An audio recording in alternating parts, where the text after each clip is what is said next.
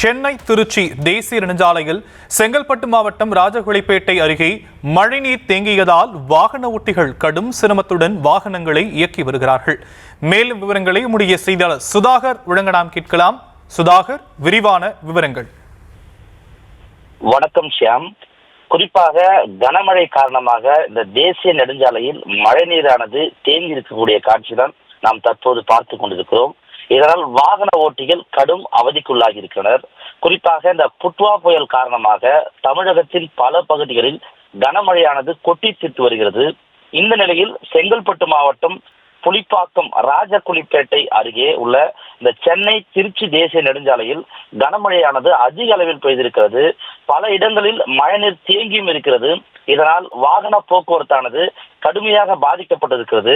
குறிப்பாக இந்த புட்வா புயலின் தாக்கத்தால் பெய்த கனமழையால் செங்கல்பட்டு மாவட்டத்தில் பல பகுதிகளில் சாலைகள் தண்ணீர் தேங்கி இருக்கிறது.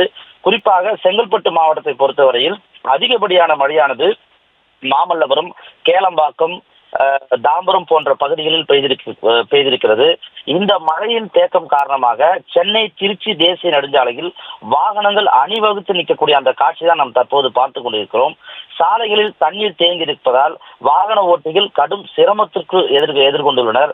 எனவே நெடுஞ்சாலை துறை அதிகாரிகள் விரைந்து தேசிய நெடுஞ்சாலையில் தேங்கியுள்ள அந்த மழைநீரை வெளியேற்ற உடனடியாக நடவடிக்கை எடுக்க வேண்டும் என்று கூறிக்கொண்டு வருகின்றனர். ஷியாம்,